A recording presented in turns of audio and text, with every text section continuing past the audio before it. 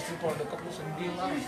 Allahu la ilaha illallah ar-Rahmanur Rahimul Malikul Quddus Salamul Mu'minul Muhaiminul Adilul Jabbar Al-Mutakabbir Al-Khaliqul Bari'ul Musawwirul Ghaffar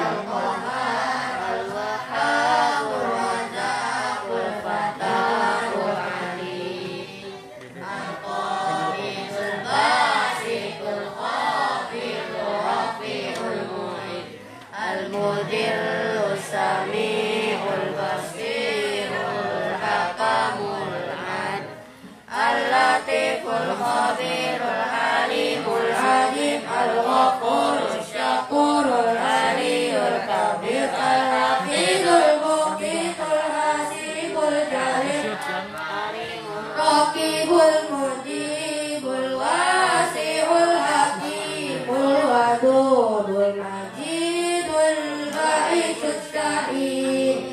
Al-Haqqul Wakil Al-Qawiyul Matin Al-Waliyul Hamidul Muhsil Mubri'ul Mu'in Al-Muhyil Mumitul Hayyul Qayyumul Wahidul Majidul Wahidul Ahadus Samad Al-Qadirul Muqtadir Al-Muqaddimul Mu'akhiru Al-Awwalul Akhiru Al-Zahirul Batinu Al-Wali Muta'al Al-Barru Tawwabul Muttaqimul Ghafur Uful Malikul Mulkil Jalali wal Ikram Al-Muqsitul Jami'ul Ghani Al-Muqbil Mani'u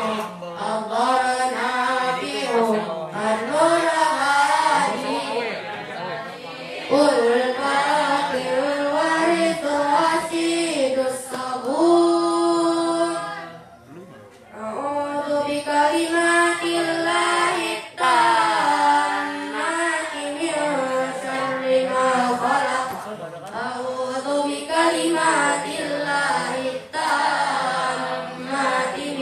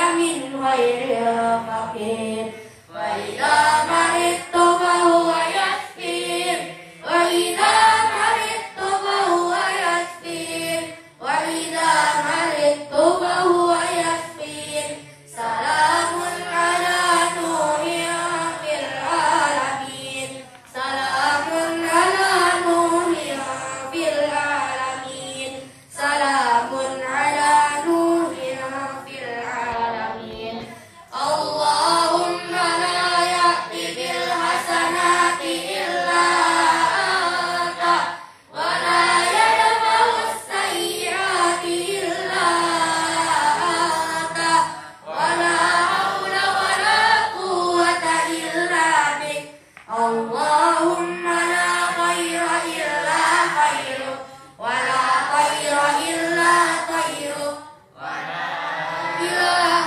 غيرك لا إله إلا أنت سبحانك إني كنت من الظالمين اللهم إنا نعوذ بك من جهد البلاء ودرك الشقاء وسوء القضاء وشماتة الأعداء اللهم اكشف عنا البلاء والوباء والغلاء والقحط وجميع الأمراض وموت الفجأة والطاعون ما لا يكشف غيرك اللهم إنا نعوذ بك من زوال نعمتك وتحول عافيتك وفجاءة نعمتك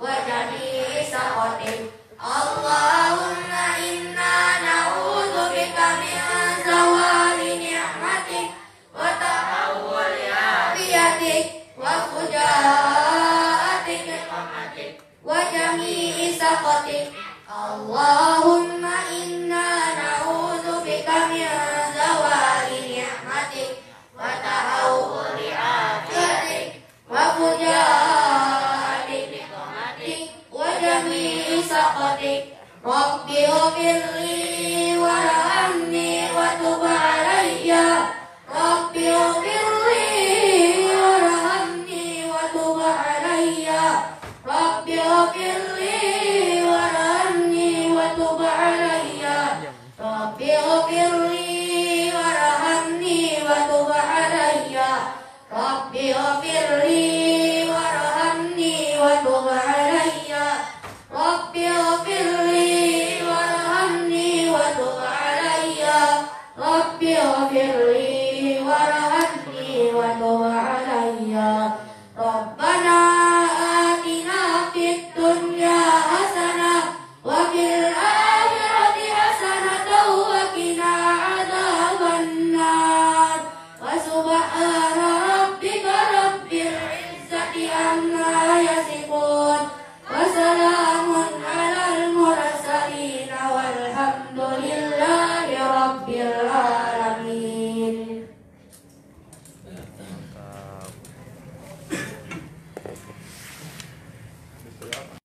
walahum adzabul hariq. Shadaqallahul azim. Allahumma arhamna bil Qur'an. Anak-anak sekalian yang saya cintai, para Bapak Ibu yang menyaksikan dari rumah lewat media FB atau IG atau Zoom, alhamdulillah senantiasa syukur pada Allah Subhanahu wa taala sampai hari ini Allah masih memberi karunia besar bagi kita. Karunia terbesar sekarang ini kesehatan ya. Karena sekarang banyak yang sakit, apalagi sakit yang mengerikan, kena virus corona. Semoga kita semua terhindar dari itu. Dan alhamdulillah sudah karantina hari yang ke-27. Hari ke-27 dan kita masih kuat insyaallah, tinggal kita bertahan untuk menjaga diri karena sekarang penerapan PSBB ya, pembatasan dalam skala besar. Jadi di luar sana sudah dibatasi berskala besar, tidak diperkenankan untuk interaksi dalam kerumunan banyak orang. Alhamdulillah karantina kita ini sudah mendahului semua yang ada di luar sana. Mudah-mudahan selalu istiqomah dan bisa kita jalankan sampai nanti selesainya dan hilangnya wabah ini. Salawat dan salam semoga selalu dilimpahkan dan dicurahkan buat junjungan tercinta Nabi Muhammad Sallallahu Alaihi Wasallam yang telah mengajarkan kita untuk selalu mengingat dosa-dosa kita, kesalahan kita, lalu kita beristighfar, memohon ampunan Allah dan bertobat atas segala dosa, karena Allah Subhanahu Wa Taala Ghafur, Maha Pengampun, Ghafirun, Maha Pengampun, Ghafarun, Maha Pengampun. Nah, sama aja ya. Ghafurun, Ghafarun, Ghafirun. Apa artinya? Maha Pengampun. Apa bedanya? Apa beda Ghafur, Ghafir, Ghaffar? Yuk. Kalau Ghafur, sebanyak apapun dosa tersebut pasti Allah ampuni, sebanyak apapun. Kalau Ghafir, sebesar apapun dosa itu pasti diampuni. Sebesar apapun, seluas apapun dosa pasti diampuni. Kalau Ghaffar, sebanyak apapun berulang-ulangnya dilakukan dosa itu pasti diampuni. Nah, itu bedanya. Kalau dalam terjemahan sama saja ya, Ghafurun, Ghafirun, Ghaffarun, Maha Pengampun. Nah, baiklah, di bab taubat ini kita akan masuk pada bagian terakhir. 3 hadis yang tersisa, yang panjang kita lewatkan 7 halaman kalau di aslinya. Mungkin bisa 14 atau 15 halaman, itu baru Arabnya, belum terjemahnya. Saya rasa habis waktu kita baca itu saja kalau ini kita lewatkan aja. Itu tentang sahabat yang bertaubat dari ketidakikutan ketika perang. Hadis nomor 23 dari kitab Riyadhus Shalihin. Silakan Bapak Ibu yang di rumah yang punya kitabnya buka hadis ke-23 dari bab taubat. Wa an Abi Nujaid bi dhammin nun wa fathil jim. Dan dari Abi Nujaid, Nujaid dengan nunnya domah dan fathah jimnya, Nujaid. Yaitu siapa? Imran bin Husain Al-Khuzai. Ini nama sahabat ini, Imran bin Al-Husaini Al-Khuzai radhiyallahu anhuma anna imra'atan min Juhainah atat Rasulullah sallallahu alaihi wasallam wa hiya habla min az-zani min az-zina faqalat ya Rasulullah asabtu haddan faqimhu alayya. فدعا نبي الله صلى الله عليه وسلم وليها فقال أحسن إليها فإذا وضعت فأتني بها ففعل فأمر بها نبي الله صلى الله عليه وسلم فشدت عليها ثيابها ثم أمر بها فرجمت ثم صلى عليها فقال له وما تصلي عليها يا رسول الله وقد زنت فقال لقد تابت توبة لو قسمت بين 70 من أهل المدينة لوسعتهم وهل وجدت أفضل من أن جادت بنفسها لله عز وجل رواه مسلم. Ya, dari Imran bin Husain Al-Khuzai radhiyallahu anhu, dia mengatakan anna imra'atan, ada seorang perempuan. Oh, perempuan? Bukan laki-laki. Ya kan? Min Juhainah, dari Juhainah, nama daerahnya Juhainah. Ini kalau disebut orangnya lebih Al-Juhainiyah, Juhainatiyah. Jadi dia datang kepada Rasulullah SAW dalam keadaan hamil. Wahia hubla minaz zina, karena telah berzina. Nah, ini menyadari kesalahannya, perbuatan dosa besar, maka dia datang. Faqalat, dan dia berkata, ya Rasulullah, wahai Rasulullah, asabtu haddan, Ya, timpakanlah hukum kepada saya, tegakkanlah hak kepada saya, ya. Faqimhu alayya, maka tegakkanlah hukum itu kepada saya. Saya telah berzina ya Rasul. Ini buktinya. Ya, ini sudah ada anak di dalamnya. Nah, nggak ada suami yang resmi. Saya telah berzina. Saya ingin dirajam. Ya. Kemudian apa kata Rasul? Fada'an Nabiullah sallallahu alaihi wasallam waliyah. Maka Rasulullah SAW, Nabi Allah memanggil walinya, ayah dari perempuan ini. Faqal, maka Rasul berkata, ahsin ilaiha, jagalah dia, berbuat baiklah kepadanya. Ya, sejak hamil ini sampai lahir anaknya. Fa'idha wada'at, kalau sudah lahir, kalau dia sudah melahirkan, fa'tini biha, bawalah dia kepada saya. Engkau bawalah dia kepada saya. Fa'ala, lalu walinya melakukan hal tersebut. Selesai masa dari hamil sampai lahiran. Fa'ala, dilakukan. Fa'amara biha Nabiullah sallallahu alaihi wasallam, maka Nabiullah sallallahu alaihi wasallam memerintahkan kepadanya untuk fashuddat 'alaiha thiyabuha, agar dikencangkan pakaiannya. Tsumma amara biha, kemudian Rasul memerintahkan dengannya, farujimat, maka dia dirajam, dilempar batu. Ya. Tsumma shalla 'alaiha, kemudian Nabi pun menyolatkannya. Jadi setelah lahir anaknya, kemudian dibawa oleh walinya kepada Rasulullah, baru kemudian dikencangkan bajunya, dikubur dengan cara berdiri, kaki di bawah, kepala di atas. Tidak semua dikubur, tinggal kepalanya saja di mana? Di dasar tanah, di atas tanah. Badannya sudah dikubur, kemudian dirajam, dilempar sampai meninggal dunia. Nah, itulah hukuman bagi pelaku zina. Kalau dia menerima hukum Allah di rajam tersebut dan dia mati, maka dia masuk surga. Kalau dia dirajam lalu dia menolak hukum Allah dan dirajam juga, mati juga, kemana dia? Neraka. Dunianya mati dirajam, akhiratnya neraka pula. Rugi itu kali ya. Nah, jadi gimana ini? Terima atau tidak? Jangan berzina, begitu. Jangan lakukan. Jangan lakukan. Ini wanita ini gimana? Kalau zaman sekarang wanita begini, wanita mulia atau terhormat?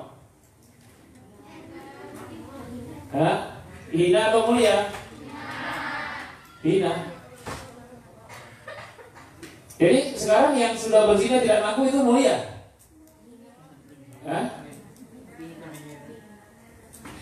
Ya. Justru yang seperti ini yang mulia. Walaupun salah dia ngaku dan siap dihukum rajam. Tapi kalau zaman dahulu masih terhina. Sampai-sampai ketika selesai dirajam dan meninggal dunia, lalu akan disolatkan Nabi. Ketika sudah bersolatkan, ya, tsumma shalla 'alaiha, kemudian Nabi mengimami salat untuknya.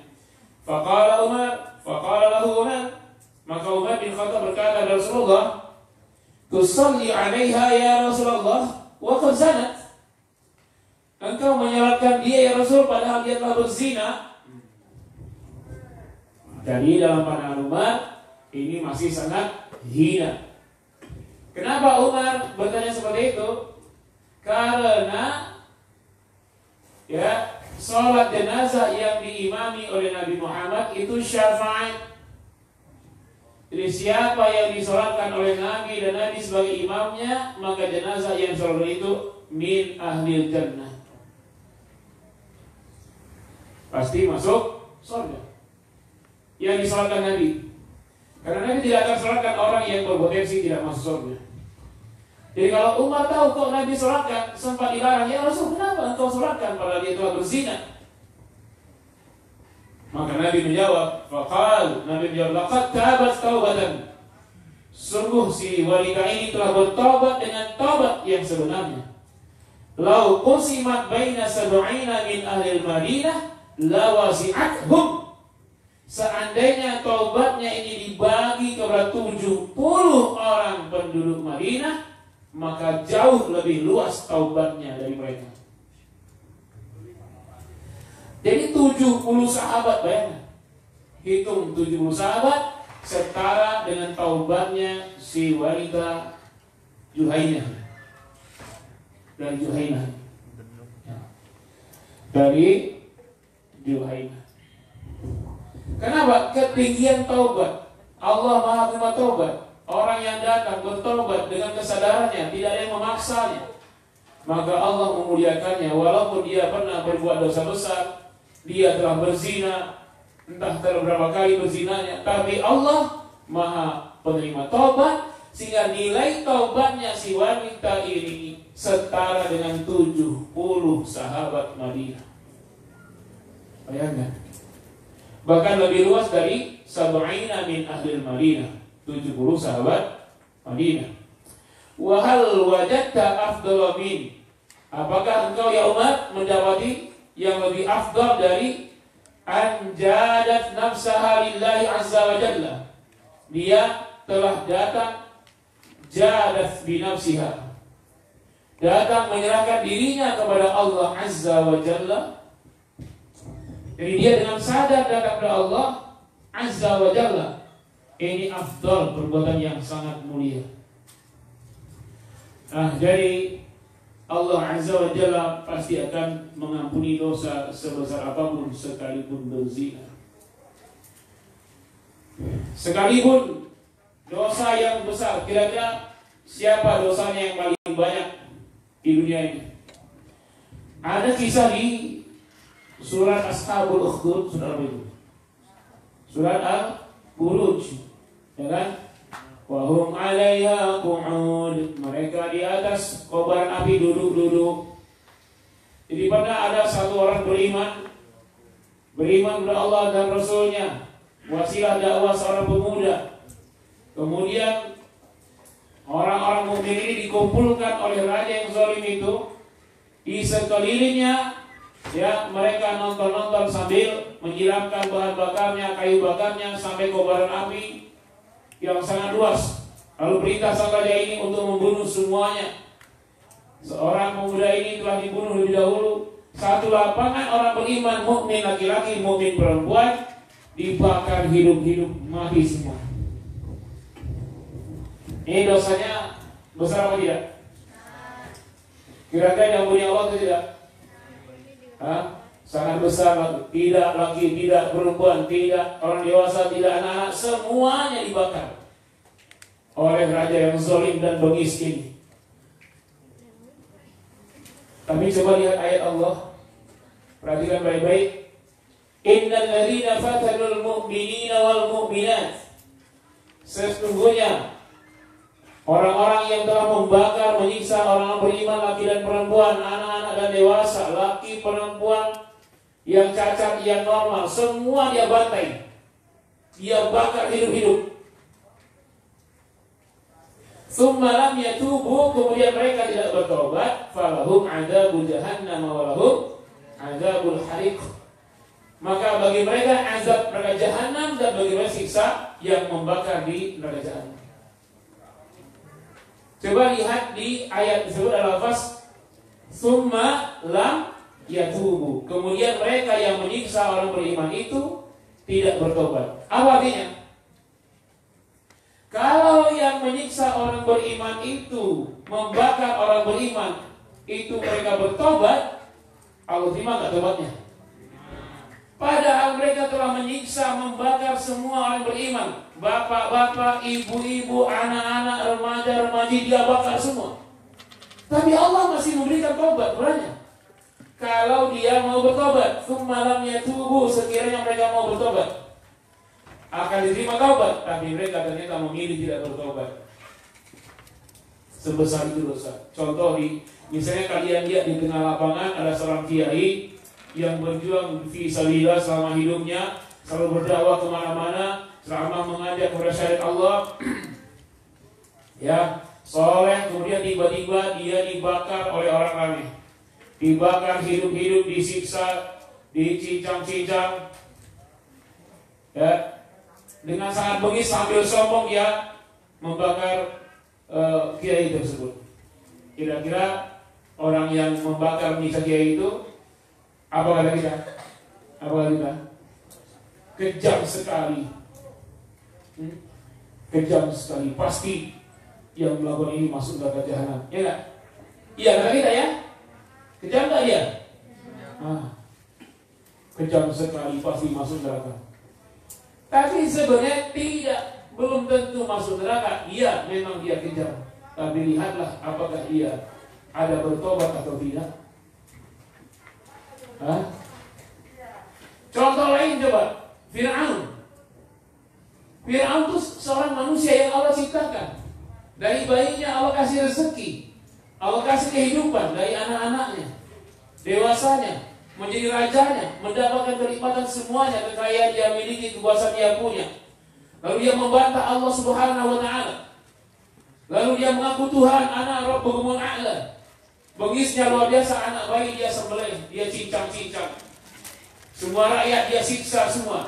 Sampai Fir'aun berkali-kali mengaku ana rabbukumul a'la, saya Tuhan yang maha tinggi. Syirik, ya. Syirik mengaku rajanya seluruh manusia dan mengaku Tuhan. Kira-kira kalau Fir'aun seperti itu bertobat, diterima Allah nggak tobatnya? Terima. Coba lihat ayatnya. Kata Allah kepada Nabi Musa, idhab ila Fir'aun fa innahu tagha, pergilah menghadap Fir'aun, ya. Dia telah berbuat melampaui batas. Innahu tagha. Faqul hal laka ila an tazakka, hai Fir'aun, apakah engkau ingin mensucikan diri? Apa maksudnya? Fir'aun masih bisa diterima taubatnya kalau mau. Bahkan sampai-sampai ketika Fir'aun tenggelam di laut, ya, sekarat dia, ya belum sampai sekarat sudah masuk air bluk. Apa kata Fir'aun? Amantu bima amanat Banu Israel. Saya beriman dengan apa yang diimani Bani Israel. Waktu itu ada riwayat dalam hadis menyebutkan Fir'aun bersyahadat. Hampir saja Allah terima taubatnya Fir'aun.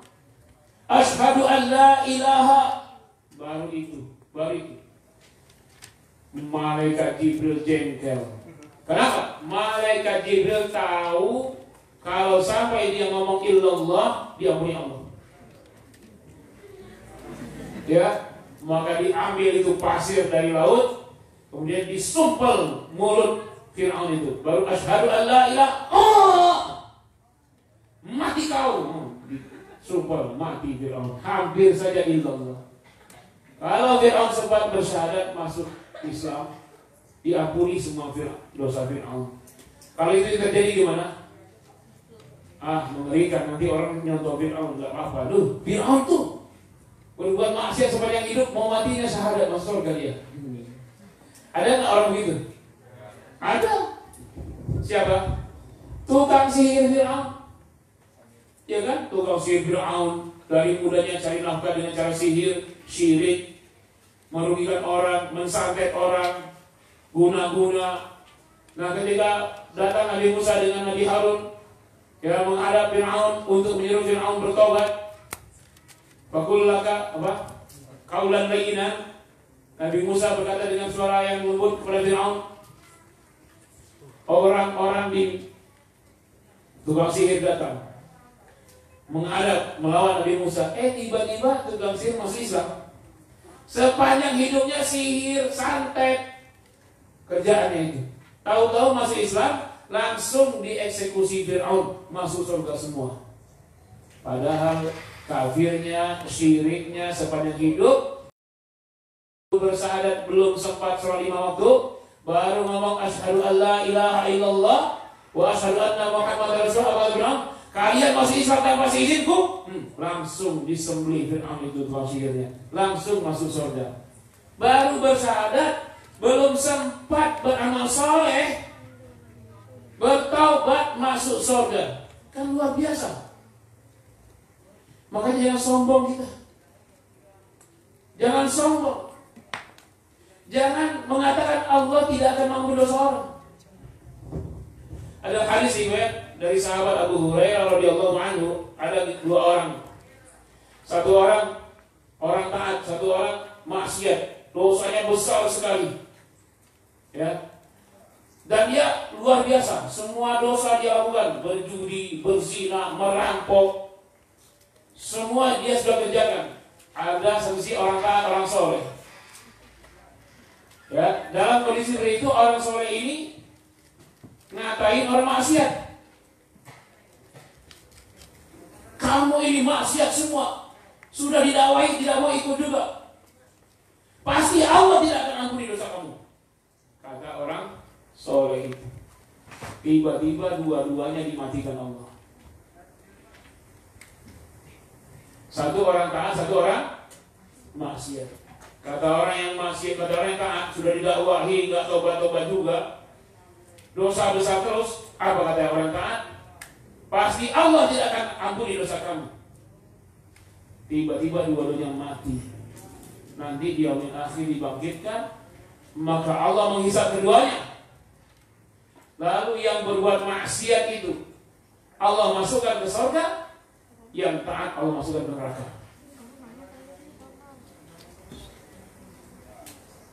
Kenapa begitu?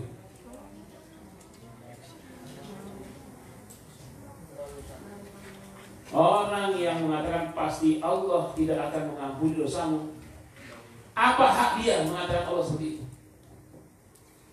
Apa hak dia untuk mengatakan Allah pasti tidak akan mengampuni dosa? Padahal Allah Ghafur, Allah Ghaffar, Allah Ghafir, Allah At-Tawwab, Allah Al-Afu. Jadi orang soleh tadi ditanggalkan semua amal-amalnya, dianggap amalnya semuanya tidak ikhlasan Allah. Ditanggalkan amalnya, ya, membuat dia sombong, mengatakan orang lain pasti masuk neraka. Sehingga ditanggalkan semua amalnya lalu dimasukkan dalam neraka. Karena orang yang berkata begitu, dia telah menghardik Allah. Apa menghardiknya? Allah pasti tidak akan ampuni kamu. Emang Allah begitu? Tidak, Allah pasti mengampuni semua dosa. Kenapa mendikte Allah? Lain kalau dia berkata begini, wahai saudaraku, kamu maksiat terus, hati-hatilah nanti dosamu nggak akan diampuni kalau nggak bertobat. Itu lain. Nanti dosamu tidak akan diampuni kalau kamu tidak bertobat. Beda dengan masalah nanti Allah. Nah, ngomong Allah itu menjadi masalah. Nanti Allah pasti, dipastikan pula. Nanti Allah pasti tidak akan mengampunimu. Siapa yang bisa memastikan? Allah Maha Pengampun. Kalau dikatakan Allah pasti tidak mengampuni, ini sudah mendurhakai berapa asma Allah? Ghafur, Ghaffar, Ghafir, Tawwab, Al-Afu. Mendurhakai 5 Asmaul Husna. Ya. Jangan berkata begitu. Sekalipun orang berbuat maksiat begitu luar biasa, jangan katakan pasti Allah tidak mengampunimu. Pasti Allah. Apa dia mau mendikte Allah? Dia siapa? Mau mendikte Allah, memastikan Allah berbuat apa? Siapa kita? Ya. Nah, hati-hati dalam berdakwah. Hati-hati. Mungkin kita dapati nanti ada penguasa yang zalim, menyiksa para ulama, menangkapnya, ngapa-ngapain. Jangan katakan Allah. Kita nasihat, wahai penguasa, kami sarankan engkau bertobat, muliakanlah para ulama yang mendakwakan Islam. Ya, supaya dosa-dosamu diampuni. Tapi dia katakan pasti Allah tidak ampuni dosa kamu. Jangan katakan Allah seperti itu. Allah tidak berdendam. Allah Maha Pengampun. Ya, seorang pemuda membunuh ratusan orang. Dia datang kepada orang yang ahli ibadah. Orang ahli ibadah mengatakan apa? Tidak akan diampuni. Dipancungnya 100 orang dia bunuh. Datang lagi pada orang alim. Yang satu tadi ahli ibadah, yang satu alim. Maka dikatakan bisa diampuni. Pergilah ke negeri yang soleh, orang menyembah Allah, setengah berjalan meninggal dunia dan diterima taubatnya. Ini hadis yang kemarin. Jadi apa artinya? Jangan berfatwa dengan perasaan. Oh, udah bunuh banyak orang ya. Nggak ada bunuh. Itu perasaan. Padahal berdakwah dengan alim, dengan pengetahuan, dengan orang alim, dengan dalil dan hujjah. Jadi kasus pertama dia datang kepada ahli ibadah, apa ahli ibadah tidak akan diampuni. Disembelihnya ahli ibadah. Salah seorang lah dia bunuh. Datang kedua kepada orang alim, maka dia berhujjah dengan dalil. Maka katanya bisa. Apa yang tidak bisa Allah ampuni? Semua pasti Allah bisa ampuni terus. Ya. Nah, ini anak sekalian. Hadis nomor 24, 25 sekali lewat nanti kita masuk ke tanya jawab.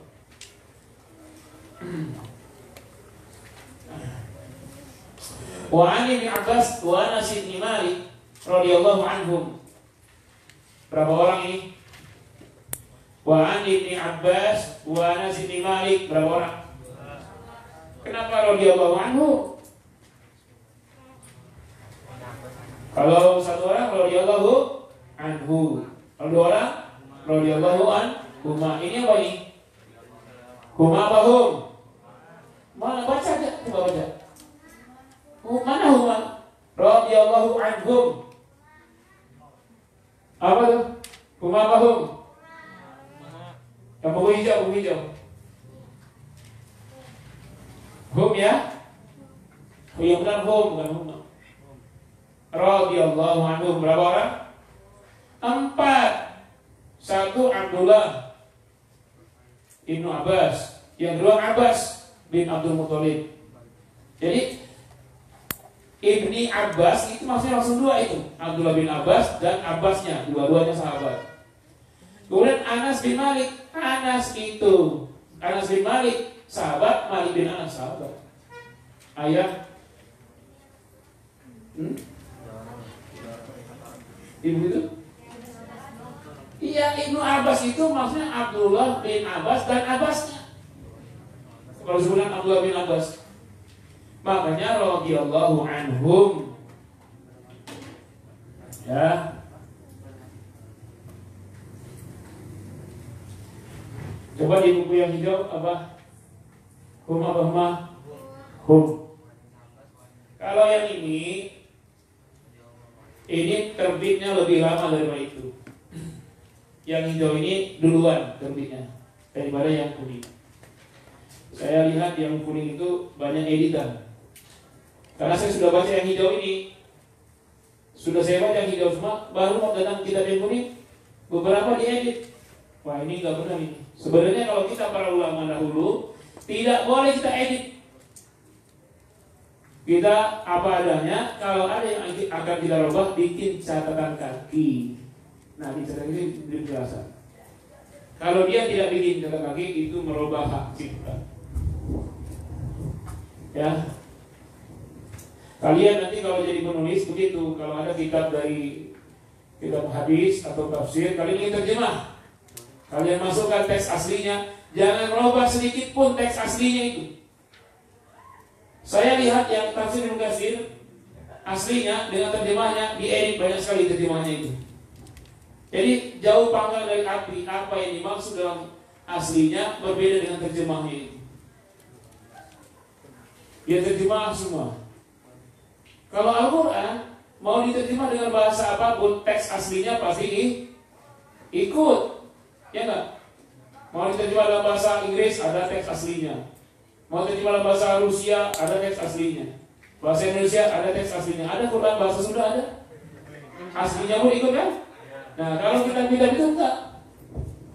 Teks asli ganti dengan terjemah. Ketika dalam terjemah kita bandingkan dengan teks aslinya, jauh sekali yang dimaksud teks aslinya dengan terjemah. Nah kalau terjemah aja nggak boleh kita berbeda, bagaimana aslinya kok berubah? Nanti kalau nulis-nulis itu termasuk kalau dia sebagai sanad, dia dhaif, mudallas. Ya, masuk kepada mudallas hadis. Memasukkan walaupun merubah dari hum jadi huma.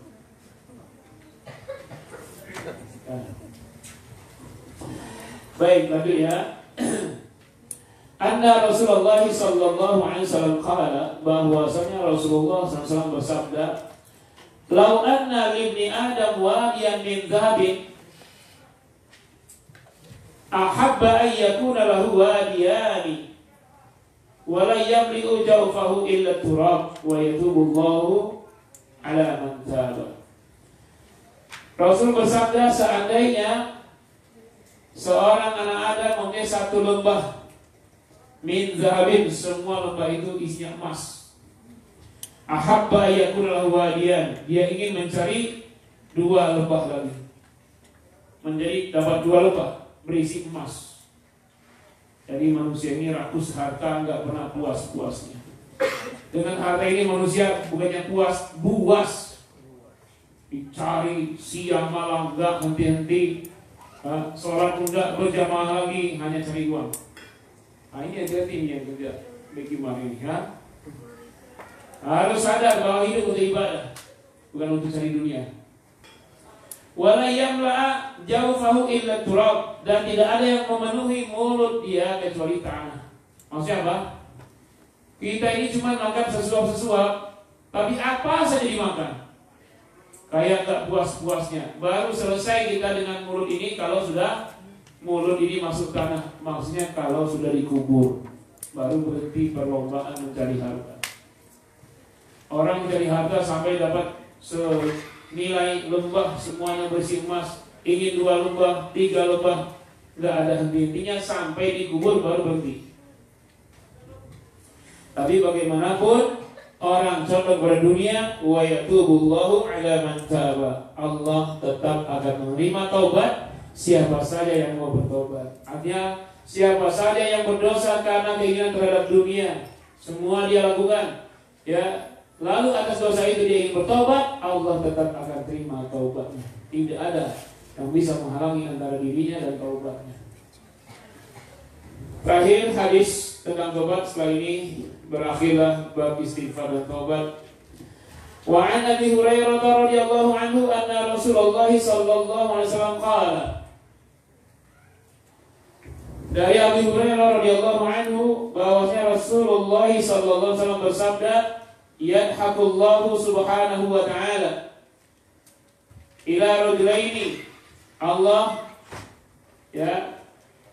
tertawa. Allah tertawa. Ini nggak usah dipikir gimana sih ketawanya Allah, nggak usah dibahas itu. Pokoknya Allah tertawa aja. Allah Subhanahu wa ta'ala tertawa terhadap 2 orang laki-laki. Yaqtulu ahaduhumal akhar. Ya, yang satu membunuh yang lain. Tapi apa? Yadkhulanil jannah, tapi kedua-duanya masuk surga. Ada 2 orang, satu membunuh yang lain. Mereka saling membunuh-bunuh, yang satu mati. Yang satu mati masuk surga, yang membunuh masuk surga. Kok bisa begitu? Yuqatilu hadza fi sabilillah fayuqtal. Ya, mereka saling berperang. Yang satu itu fi sabilillah, yang fi sabilillah itu berperang, yuqtal, terbunuhlah dia. Yang membunuh orang kafir, yang terbunuh orang muslim, yang terbunuh masuk surga. Kenapa? Mati syahid. Kemudian yang hidup, yang orang kafir ini, summa yatubullahu ala qatil. Kemudian Allah menerima taubat orang yang membunuh, fayuslim.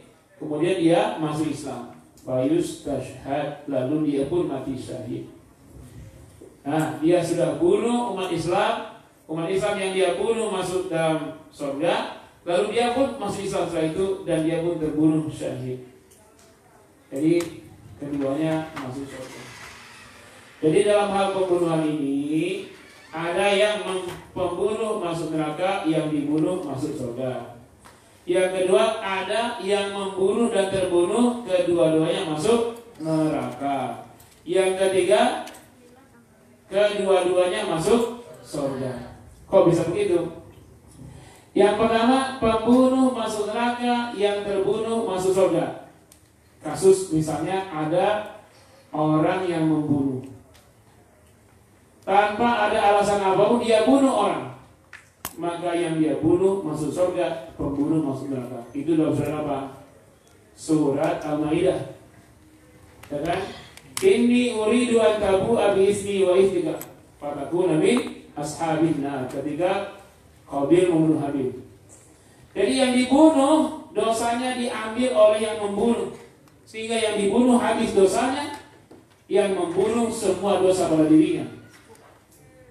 Itu kasus pertama. Kasus kedua, kedua-duanya, baik yang membunuh maupun yang terbunuh, keduanya masuk neraka. Apa kasusnya? Dua orang yang tawuran, ya, kemudian mati salah satunya. Maka kata Nabi, yang membunuh dan yang terbunuh masuk neraka. Kenapa? Sahabat bertanya, ya Rasul, kok kalau yang membunuh masuk neraka wajar? Ini yang terbunuh kok masuk neraka? Ya, dia apes duluan. Kalau dia tidak terbunuh, dia pasti membunuh. Karena itu tergantung niatnya, maka keduanya masuk neraka. Ada yang membunuh dan membunuh, kedua-duanya masuk surga. Gimana? Inilah kasusnya. Saling berbunuh perang, yang terbunuh kaum muslimin masuk surga. Yang membunuhnya pada esok harinya masuk Islam, kemudian dia berjihad dan mati lagi, masuk surga pula. Nah, itu dalam kasus pembunuhan. Jadi Allah Maha penerima taubat, tidak ada yang bisa menghalangi. Begitulah maha luasnya, maha besarnya, maha agungnya Allah dalam menerima taubat hamba-hambanya. Baiklah saudara sekalian, selesailah bab istighfar dan taubat dari kitab Riyadhus Shalihin selama 6 kali pertemuan. Iya, 6 kali ya? Bukan 4. Silakan kalau ada pertanyaan. Dari apa ini? FB. Dari WA. Assalamualaikum. Ustaz, mohon penjelasannya. Waalaikumsalam. Jika seorang dahulu kerja riba kemudian taubat dan keluar dari pekerjaannya, bagaimana status, mungkin maksud status ya, status harta yang dia miliki sekarang dari Umi Sarah. Faman jaa'a mau'izatum min rabbih fantaha falahu ma salaf wa amruhu ila Allah. Barang siapa yang sudah dinasehati riba itu haram, fantaha, langsung berhenti dari riba, falahu ma salaf, maka seluruh harta riba masa lalunya untuknya, sudah enggak dihitung lagi oleh Allah. Allah ampuni semua. Wa amruhu ila Allah, semua dosanya, semua urusannya hanya menjadi urusan Allah, tidak menjadi urusan dia, diampuni Allah. Ya. Tapi kalau sudah dinasihati masih riba, wa man 'ada fa ulaika ashabun nar hum fiha khalidun. Barang siapa yang masih ngeyel, masih riba juga, fa ulaika ashabun nar, mereka lah penghuni neraka jahanam. Hum fiha khalidun, mereka kekal di dalamnya. Sudah Pak, berhentilah dengan riba. Lah, nanti kalau saya enggak kerja riba, kalau saya enggak riba, nanti keluarga saya makan apa? Ngeyel. Yang begitu tuh masuk neraka jahanam, kekal ya. Tapi kalau sudah beritahu riba haram, Allah murka, siapa yang riba itu sama siapa perang dengan Allah dan Rasul, akhirnya bertaubat, maka semua dosa masa lalu bersih. Riba masa lalu selesai, enggak dianggap oleh Allah. Mungkin dia pernah beli rumah, kredit riba, kendaraan, sudah miliknya. Asal dia bertaubat. Kalau masih berbuat riba, maka dialah penghuni neraka jahanam. Ada. Maura ya. Haura. Ya. Siapa? Dari Haura dan Mazaya. Iya, Haura. Abinya. Dari Abi. Assalamualaikum Ustaz. Waalaikumsalam warahmatullahi wabarakatuh. Jika semangat ibadah sedang drop atau turun, apa ada amalan yang mudah dikerjakan yang dapat secara perlahan dapat mengembalikan semangat ibadah kembali? Untuk bahan muhasabah, apa sebenarnya yang terjadi? Apa yang sebenarnya sering terjadi sebab seseorang turun semangat beribadahnya? Kalau semangat beribadah turun, apa yang harus dilakukan? Kita tidak sendirian ya. kita perlu ya almar'u ma'aman ahabba, seorang itu bersama yang dia cintai.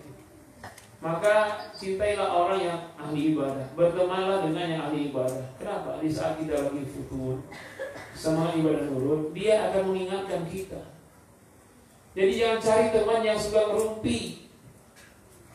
Umroh aja itu cuma umroh berapa hari? 9, 3 jam.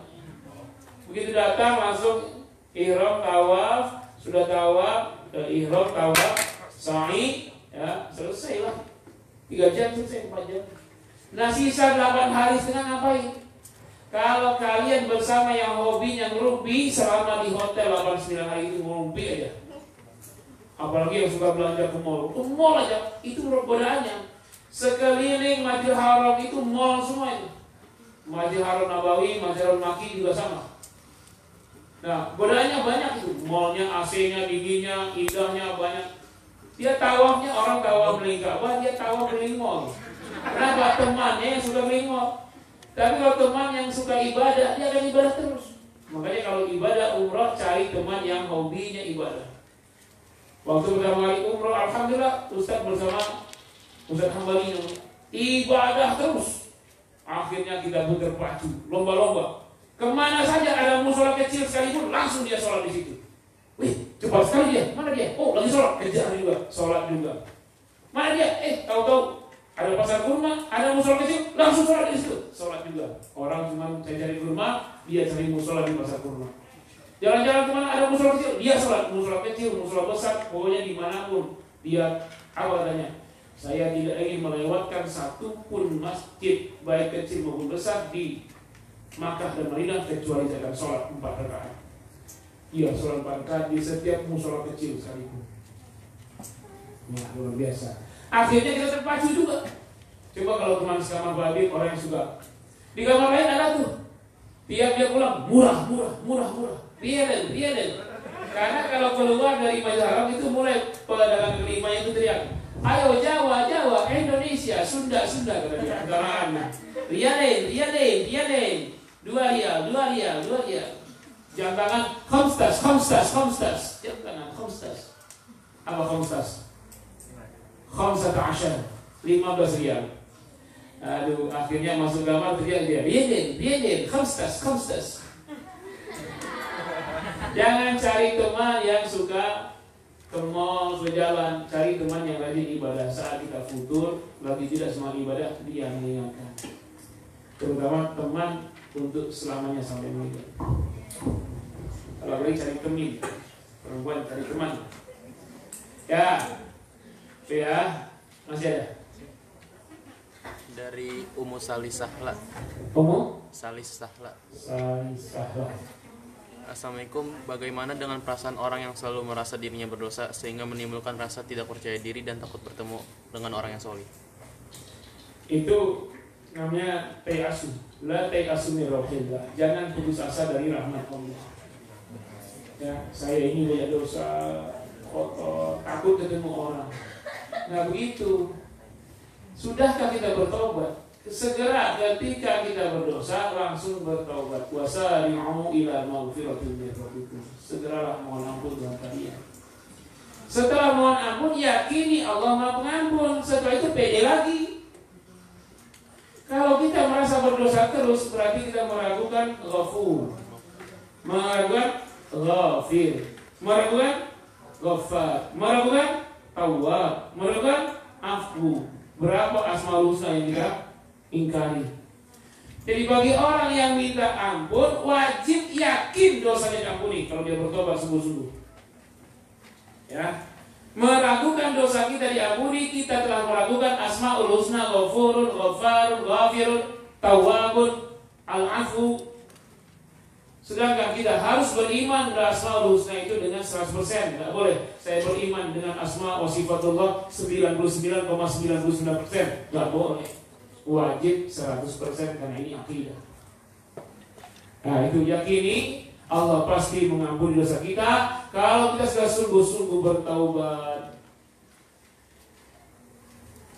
Bahkan ada para ulama di zaman dulu berkata, "Ya Allah, dosaku ini sangat besar sekali.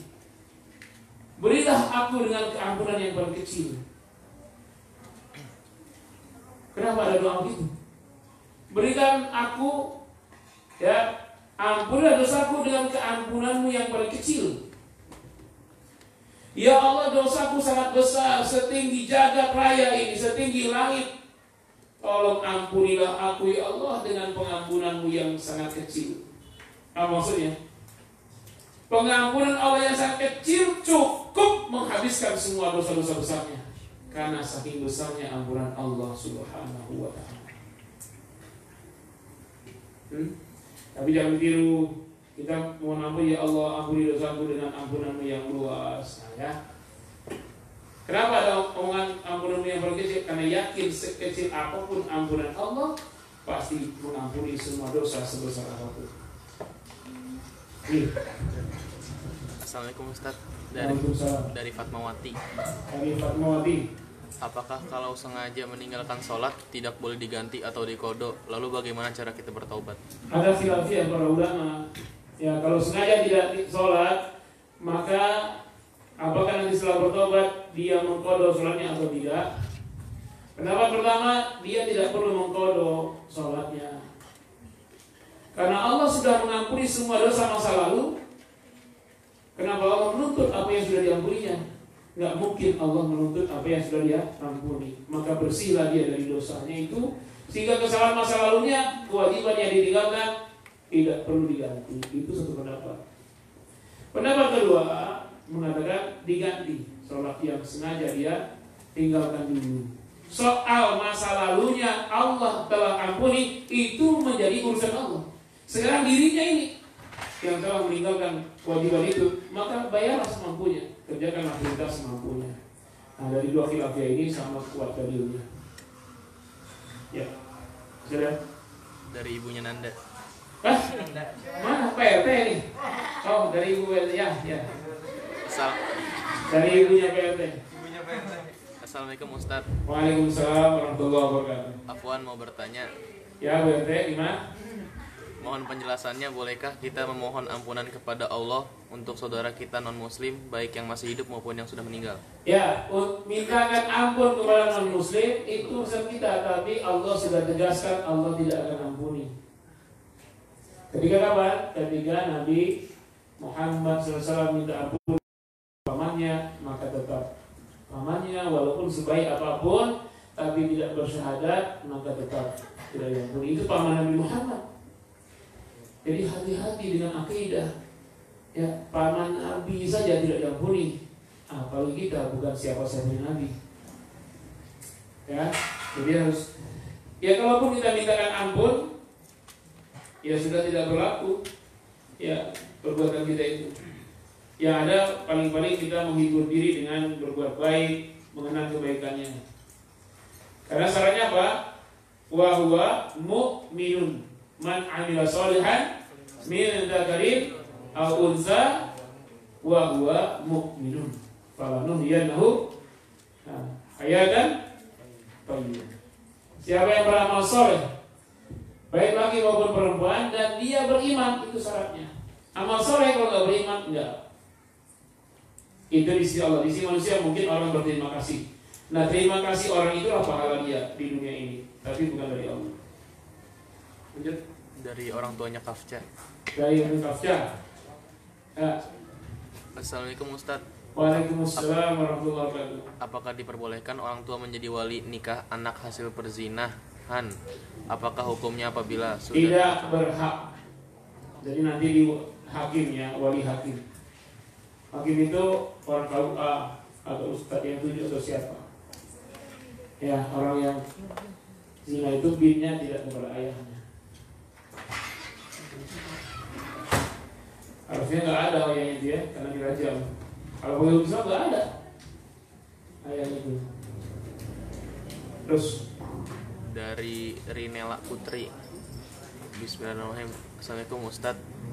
Apabila yang pelaku ribanya adalah orang tua di masa lalu dan melakukan riba demi memenuhi kebutuhan anak-anak, apakah kita sebagai anak bisa memohonkan taubat atas dosa-dosa tersebut? meskipun orang tua belum bertaubat. Bagaimana dengan orang tua yang dulunya riba, kemudian kita hidup dari nafkah riba, pakaian kita, makanan kita, lalu orang tua kita meninggal dunia, lalu kita memohonkan ampun atas dosa riba. Kalau urusan ribanya urusan dia. Sebagai anak tidak tutup. Kenapa orang yang riba melakukan dosa besar, tapi dia tidak keluar dari Islam? Dosa besarnya itu akan dihisab oleh Allah Subhanahu wa Ta'ala. Nah, sekarang kita anaknya yang pernah dinafkahi, maka yang diutamakan apa? Birrul walidain, berbuat baik orang tuanya, mohonkanlah ampun. Ya, karena Allah kita masih muslim walaupun melakukan dosa besar. Apakah nanti Allah akan ampuni? Tidak tahu saya, urusan Allah. Yang penting rayulah Allah setiap sholat dengan tangisan dalam sujud yang panjang. Ya, karena anak bisa menjadi syafaat bagi orang tua di akhir nanti. Jadilah anak yang soleh sesoleh-solehnya ketika orang tua kita mungkin dulu riba. Ya, tapi jangan kita ulangi pula ribanya. Kita menolak ribanya, tapi kita tidak menolak bahwa dia orang tua kita. Yes. Dari Heti Aprianti. Dari Ibu Heti Aprianti. Assalamualaikum. Bagaimana menghadapi anak yang sudah berumur 10 tahun yang sudah mulai memperlihatkan egonya sehingga kalau disuruh agak susah, dan bagaimana cara mempertahankan hafalan yang sudah ada sehingga bertambah hafalan yang baru, hafalan yang lama tidak lupa. Syukran Pak Ustaz. Bagaimana menghadapi anak yang selalu membantah lagi bubar-bubarnya, memperan egonya. Ya, ini dalam Islam terkait dengan psikologi Islam ya, perkembangan anak.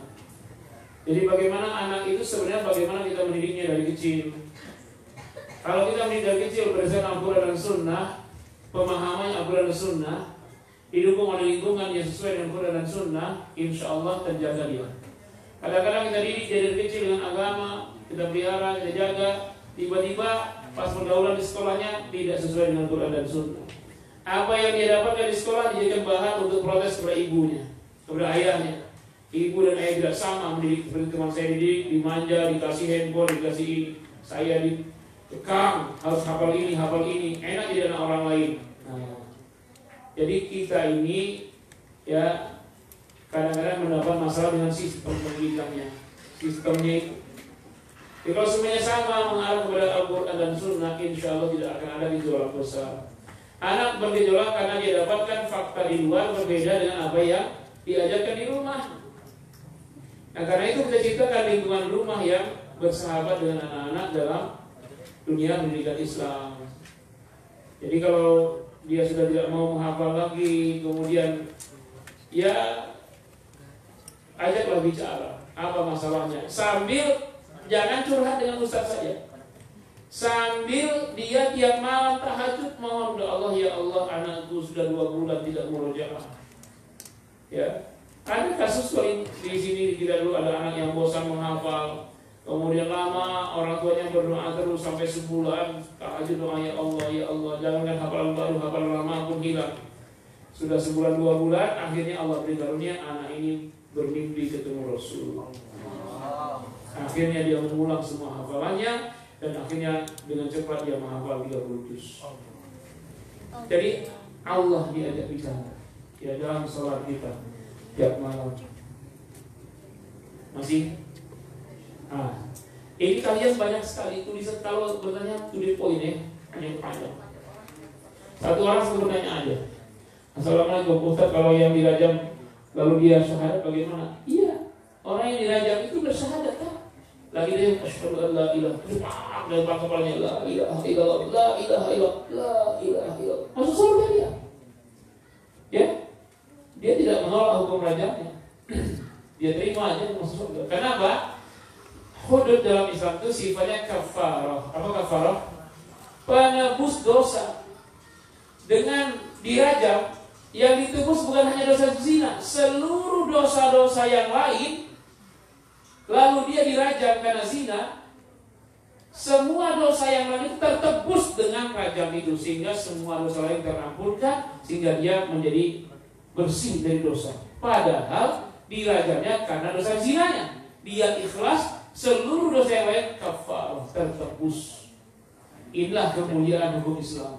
Kelihatannya kejam dengan rajam, tapi proses itu susah. Harus ada 4 saksi dengan kesaksian yang sama, pertanyaan yang sama, jawaban yang sama, tidak ada perbedaan. Ada beda dikit, batal hukum rajamnya. Nah ini urainya nanti panjang. Kenapa Fir'aun saat bersandar di sumpal pasir oleh Malaikat Jibril? Tolong jawab. Pakai tanda seru pula. Ya, karena kalau sempat bersyahadat, nanti sampai kiamat jadi contoh tidak baik. Enak banget ya, sudah kaya raya jadi raja, membangkang ambu Tuhan.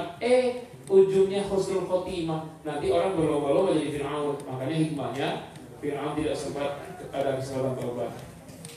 Assalamualaikum Ustaz, saya Ummu Faiz mau tanya soal riba. Saya dikasih uang sangat banyak oleh seorang, tapi orang tersebut kata bahwa itu adalah bunga bank. Beliau juga tidak mau menggunakannya. Kami bingung dengan uang yang segitu banyak. Lalu kami titipkan di masjid karena sangat takut memakainya. Bagaimana hukumnya Pak Ustaz? Jika uang itu dibagikan kepada fakir miskin atau kelompok yang membutuhkan, tetap tak ada pahalanya. Uang riba tak ada faedahnya sedikit pun. Mau dibikin jembatan, nggak ada pahalanya. Jadi kalau ada yang tahu bahwa itu uang riba, nggak usah terima. Nah, bagaimana yang ingin menyalurkan uang riba itu? Kasihkan saja, ini hibah, nggak usah sebut sumbernya. Kenapa? Kalau Anda sebut sumbernya, maka yang menerima tidak boleh menerima. Kasih saja, ini uang hibah, banyak nih. Ini hibah, titik dah. Ini hibah, titik. Jangan bilang ini kami kasih hibah 500 juta ya. Ini sebenarnya hasil bunga bank perusahaan kami. Jangan. Kasih ya, ini hibah, titik dah. Dia pakai untuk bikin jalan, dia pakai untuk apa terserah dia. Kenapa? Kalau ada terima tahu dia nggak boleh terima. Jangan kasih tahu dia. Dan tak ada pahalanya pula. Sudah dikasihkan begitu, nggak ada pahalanya. Karena harta riba nggak ada pahalanya. Nggak ada istilah sedekah, wakaf, infak dari harta riba. Nggak ada istilah sedekah, zakat, infak, nggak ada. Cuma hibah doang, pemberian, titik. Saking tidak bermanfaatnya harta riba, mau 5 miliar sekalipun.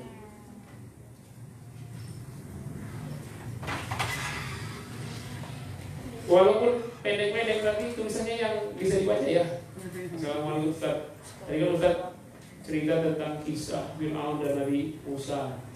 Pertanyaan saya, memangnya pada zaman dulu itu sudah ada syahadat yang bunyinya asyhadu an la ada. Asyhadu an la ilaha illallah wa asyhadu anna Musa Rasulullah. Itu syahadat zaman Nabi Musa, Ibrahim. Asyhadu an la ilaha illallah wa asyhadu anna Ibrahim Rasulullah. Muhammadnya nggak ada, Nabi Muhammad nanti di zaman Nabi Muhammad. Ini yang panjang saya mau baca tapi kepanjangan. Ustaz tadi kan katanya jika kita meminta ampun atas dosa saudara kita yang bukan muslim, maka tidak akan diampuni oleh Allah. Terus kalau menghafal Quran kan bisa bawa 10 orang yang dicintai dalam surga. Apakah dia bisa membawa saudaranya yang bukan muslim? Tidak bisa. Seorang menghafal Quran bersyafaat pada keluarganya yang muslim. Nabi aja tidak, bayangkan apalagi kita. Paman Nabi tidak. Kan paman Nabi itu pejuang Islam juga, membela Rasul dengan hartanya, dengan nyawanya, tapi tidak bersyahadat. Abu Thalib tetap tidak bisa diberi syafaat oleh Rasulullah. Apalagi kita yang bukan paman Nabi. Ya. Dari Yuhaya. Assalamualaikum Ustaz. Assalamualaikum. Apakah di masa sekarang yang tidak ada hukum rajam buat penzina, apakah dosa orang-orang yang berzina bila bertobat akan diampuni Ustaz? Orang yang berzina lalu tidak bertobat, itu apalagi tidak bertobat? Bila bertobat. Oh, bila bertobat dari perzinaannya, maka dia diterima tobatnya dengan syarat. Ya Allah, saya bertobat, dulu dan bertobat ya. Apa pertama? Meninggalkan, menyesali, berjanji, meninggalkan perbuatan zinanya. Kemudian menyesali telah berzina selama-lamanya, bersal dan berazam tidak akan mengulangi sampai mati. Sudah bertobat sudah? Nah, tambah yang keempat, seandainya ditegakkan syariat Islam dan diberlakukan hukum rajam, maka sayalah pendaftar pertamanya untuk dirajam. Ternyata tegak Islam, diterapkan hukum rajam, daftarnya. Seandainya sampai mati ternyata hukum rajam belum juga tegak, insya Allah Allah sudah mengampuni dosa-dosanya. Ya, walaupun meninggalnya bukan di rajam.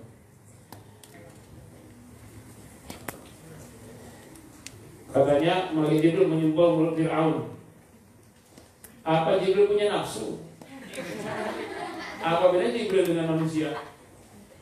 Jibril memang punya akal, tidak punya nafsu, tapi dengan akalnya pun begitu sama dengan ketika Nabi Muhammad dilempari batu. Apa kata malaikat? Saya balas dengan melemparkan gunung Uhud. Emang punya nafsu? Bukan, dengan akalnya.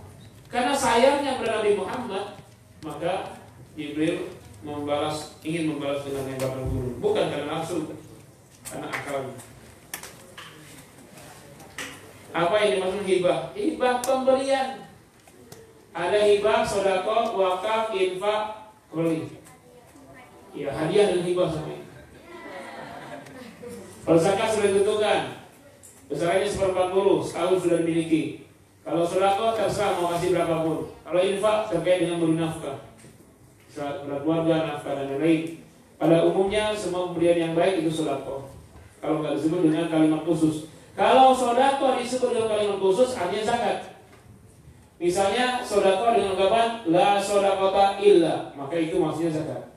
Kalau ada ungkapan innamas shadaqatu, maksudnya sedekah, itu maksudnya zakat. Kalau pakai innama, pakai la titik illa, maka sedekah bermakna. Atau dengan perintah khudz min amwalihim shadaqah. Perintah, ambillah dari harta mereka sedekah, maksudnya zakat. Kalau sedekah kalau sudah khusus artinya zakat. Sedekah kalau artinya umum berarti pemberian secara umum. Apa saja yang bisa menghalangi dikabulkan doa? Makan haram. Makan haram sesuap tidak terima doa dan tobat 40 hari 40 malam. Sesuap saja masuk ke mulutnya yang haram tidak akan diterima. Pakai pakaian haram tidak akan diterima ibadahnya, tidak akan diterima taubatnya. Durhaka pada orang tua tidak akan terima taubatnya. Syirik tidak akan terima taubatnya. Kalau dia taubat, dia tidak taubat dari syiriknya, dia taubat dari dosa yang lain, tapi dia masih syirik, tidak terima taubat yang lain-lainnya. Dia masih berukun, lalu dia bertobat dari dosa tidak sholat, tetap tidak terima, karena dia masih syirik. Ya, banyak amal-amal yang lain. Ini masih banyak sekali. Jam berapa? Ustaz Habib, tolong dijelaskan ya Ustaz Habib. Jelaskan tingkat imam dari yang paling rendah sampai yang tinggi. Tingkat imam. Imam ya masing-masing lah. Kalau Imam Syafi'i ya Imam Syafi'i, kalau Maliki Imam Maliki. Begitu kalau mazhabnya Syafi'i Imam Syafi'i. Ya. Kalau Imam Syafi'i bilang apa? Kalau saya punya pendapat, guru saya punya pendapat, maka gigit dengan geraham pendapat guru saya. Guru Imam Syafi'i siapa? Imam Malik. Jadi kalau ada pendapat Imam Syafi'i bertentangan dengan pendapat Imam Malik, ada yang ikutin Syafi'i,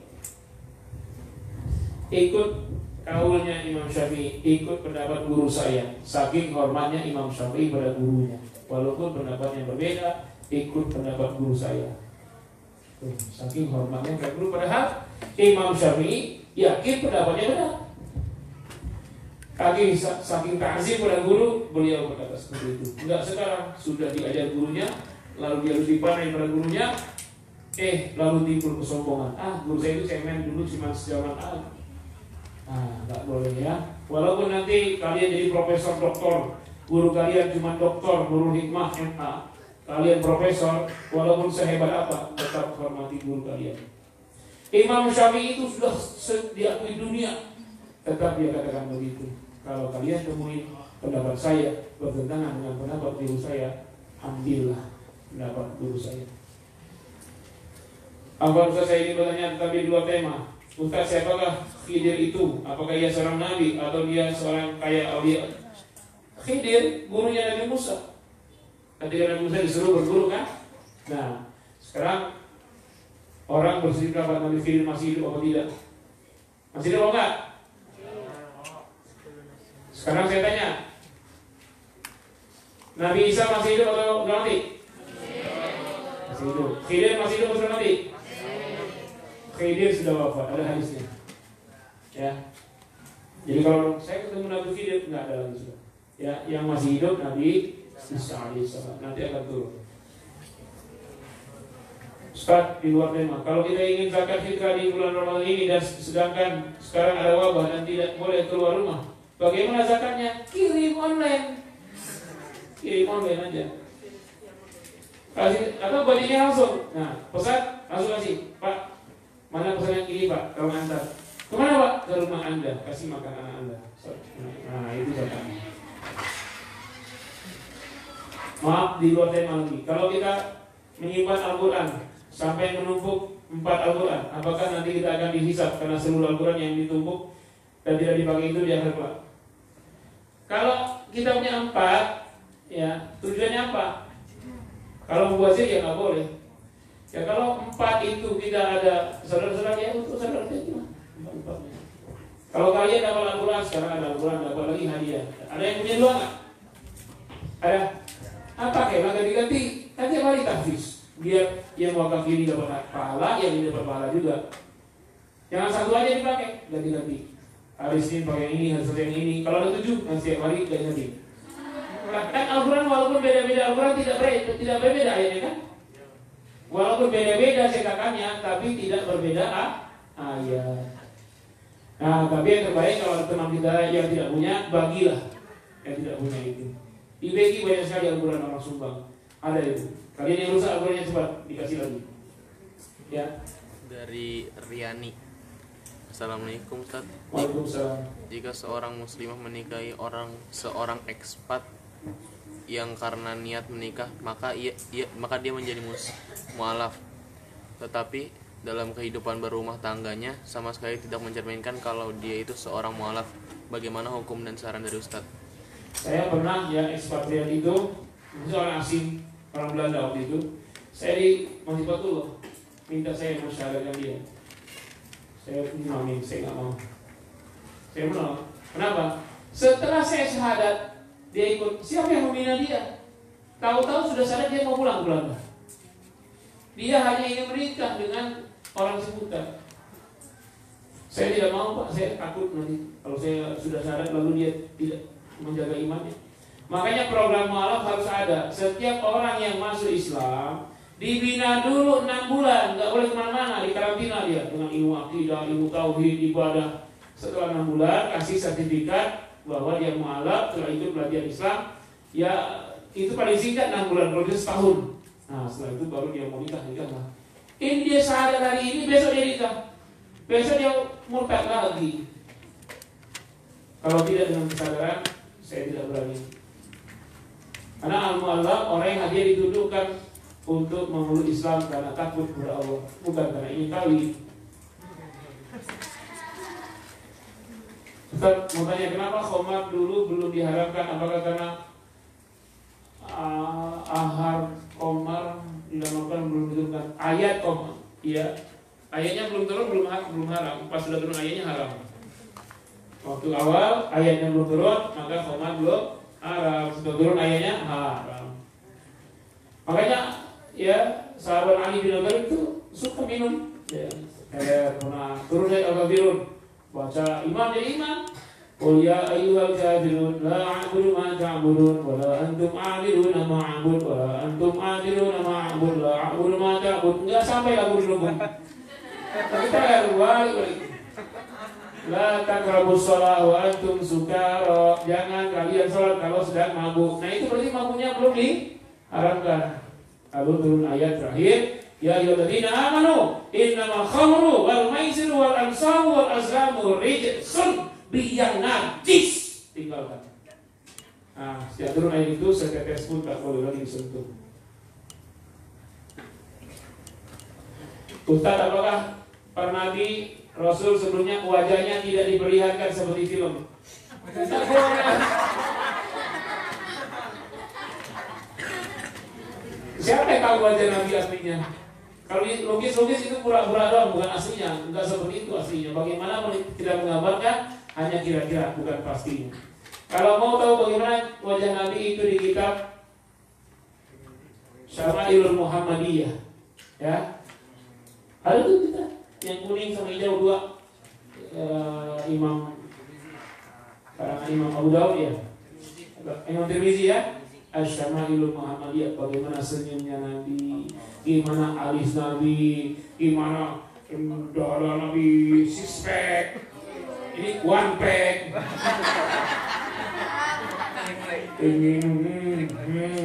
Jalannya Nabi gimana? Enggak alay, enggak. Itu di Asy-Syama'ilul Muhammadiyah. Itu ada berapa bait itu? Ribuan ya. Itu ulama yang nulisnya itu setiap kali menulis satu, dia tulis salawat dulu.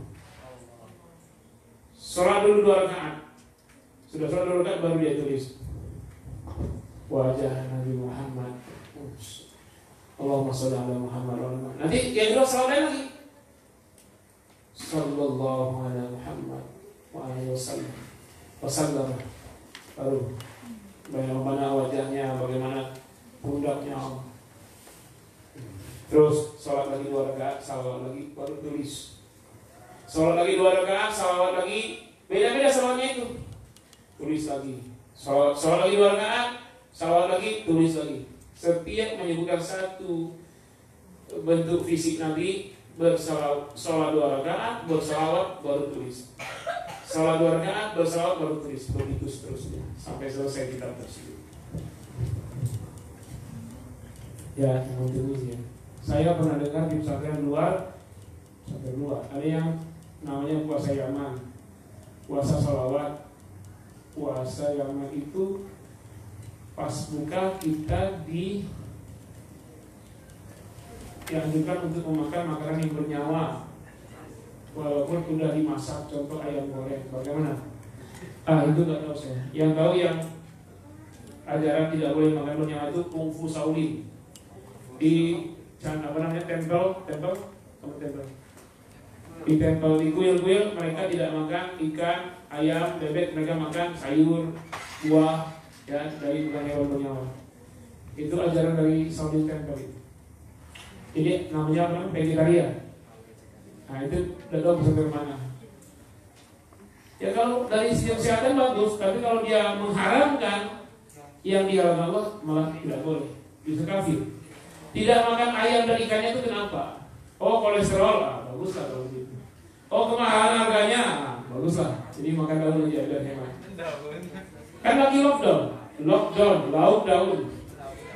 Kalau Ustaz tadi kan katanya di hadis sudah disebutkan bahwa Khidir sudah meninggal. Terus saya pernah dengar cerita kalau di SMA ini pernah ketemu Nabi Khidir ketika beliau masih hidup, itu benar tidak Ustaz? Kalau cerita kita tidak tahu ya, karena sanadnya nggak sama dari Rasul. Dari siapa? Mungkin Ustaz Kiai Hasyim Muzadi nggak ngomong gitu. Mungkin muridnya yang ngomong gitu kan? Apakah muridnya benar atau salah? Wallahu a'lam. Itu perlu diteliti dengan ilmu sanad. Ini coba, tadi yang ngomong ini, yang dari sini, coba dari siapa dengannya? Saya pernah dengar dari seorang itu sudah maudhu hadisnya. Yang benar apa? Haddatsana Abu Bakar. Siapa? Gurunya Abu Bakar. Kalian kalau ngomong soal ayah saya misalnya, haddatsana Ustaz Habibur Rahman. Langsung, bukan saya pernah dengar, itu langsung hadis dhaif. Tapi kalau saya dengar Ustaz Habibur Rahman menjelaskan, kalau itu belum tentu sahih juga. Lihat sanad berikutnya, Kalau saya pernah dengar Kiai Hasyim Muzadi begini, dari mana dengarnya? Jangankan riwayat imam yang lain, riwayat Imam Muslim, ya kan? Ingat nggak bedanya?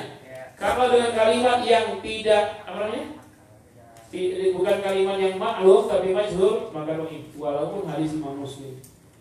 Kalau dia dikatakan, tapi kalau telah mengatakan guru saya kepada saya, baru bisa sahih. Saya mau tanya, kalau ada imam yang tidak disukai jemaahnya, apa boleh maju imam? Tidak sukanya kenapa? Kalau urusan pribadi nggak sukanya, itu salah Anda. Nggak apa, panjang bacanya. Kalau panjang bacanya, Anda yang bermasalah. Kalau betul kita cinta Al-Quran, semakin lama semakin senang kita. Malah kita tidak mau ruku-ruku, yang penting dengar Al-Quran terus. Ya kan? Kalau ada masalah, jadi kadang-kadang bukan masalah di imamnya, masalah di jemaahnya. Jemaahnya awam, imamnya alim. Lalu jemaahnya menilai ustaz. banyak di masjid-masjid itu justru yang jadi pengurus masjid orang awam. Lalu dia menilai ustadz ini sesat, ustadz ini. Dia tahu dari mana ustadz sesat sedangkan ilmunya tidak sama. Banyak di masjid begitu. Dia ditunjuk sebagai ketua DKM, pengurus masjid untuk menjadi ustadz. Kenapa bawa tidak jadi ustadz ini? Ustadz itu ilmunya nggak benar. Dari mana dia tahu nggak benar? Siapa yang dialim? Ustadz atau pengurus masjid DKM yang bukan ustadz? Kalau soal tinggi soal agama. Nah kalau soal administrasi mungkin dia. Apakah ada batas waktu berpisahnya suami istri hingga dinyatakan cerai walaupun tanpa surat perceraian? Sejak dia cerai maka masa iddah namanya. Iddah bagi orang yang dicerai meninggal suaminya maka dia tunggu 4 bulan 10 hari. Setelah 4 bulan dan 10 hari dari kematian suaminya dia baru boleh menikah lagi.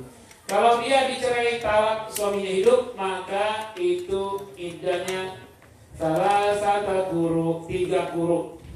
Apa 3 kuruk? 3 kali?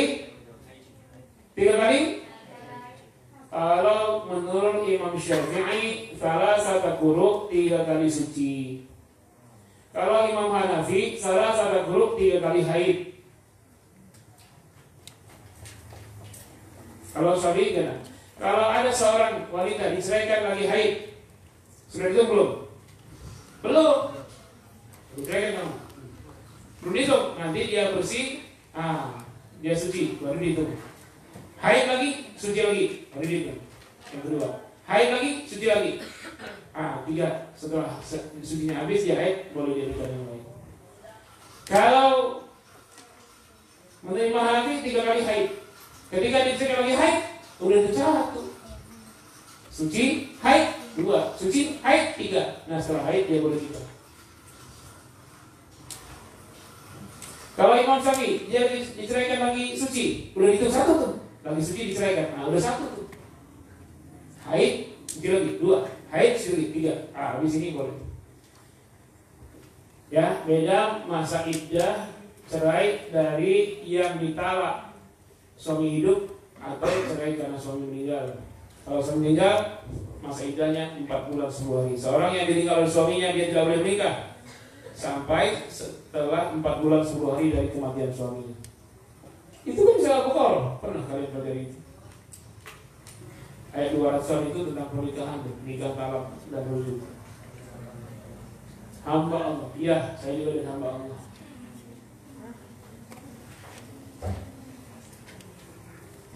Kok ada kalimat maaf tidak hadir? Gak usah, gak ada orangnya. Masa ada yang nulis tidak hadir? Siapa yang nulis? Titipannya? Maaf tidak hadir. Tapi masa kalau tidak hadir kasih surat ini gimana? Ada jin. Oh, lagi tugas.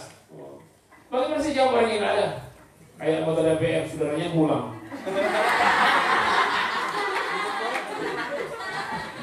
Tuh ada DPR itu kalau ditanya ke menteri, udah ditanya dia pulang, menterinya jawab nggak ada lagi orang nanya. Tapi tidak semua, satu orang. Ustaz kalau tadi kan pernah bilang, iya. Berarti dia dengar tadi kan bilang orangnya ada berarti. Aduh gimana ini? Tahu kan ini? Sangat rahasia kan ya. Santri bertanya, Ustaz menjawab. Ustaz kan pernah bilang orang yang marahan lebih dari 3 hari berarti dia bukan muslim lagi. Tapi Ustaz bagaimana caranya supaya mereka bersatu lagi? Saya tidak suruh kalian bersatu. Tidak ada persahabatan 2 orang di pondok ini. Minimal 3 sahabat tuh. Ya? Siapa yang bersahabat 2 orang? Tambah 1, gak boleh. Jangan bersahabat dan berakhwat 2-2, gak boleh. Bertiga minimal. Bertiga, berlima, bertujuh. Yang lagi juga gak ada sahabat sejati 1 orang. Sahabat sejati sebanyak-banyaknya. Syukur-syukur 3.000 orang. Bahkan 1 orang saja. Gak boleh ya, tolong akhwat tidak ada yang bersahabat 2 orang, minimal 3 orang. Laki-laki juga. Awas. Kemana dia berdua, dia berdua. Ijai. Apa tadi? Bagaimana mereka bersatu? Karena mereka berdua Berdua nggak ada, berdua kelas kepala semua itu. Nggak ada ya bersahabat berdua itu nggak ada. Ya, sebanyak-banyaknya semua. Ini semua kalian sahabat semua. Yang kakak kelasnya kakaknya, yang ada kelas adiknya. Beri bimbingan, beri ajaran, murojaah, kasih hafalan, kasih. Ya, ingatkan kalau lagi salah. Ustaz, saya ingin bertanya, bagaimana jika ada orang saat kecilnya dia bersinah? Kok kecil bersinah? Oh iya, zaman sekarang ada yang gitu ya. Iya, ada anak SD. Tapi dia belum balik. Bagaimana belum balik?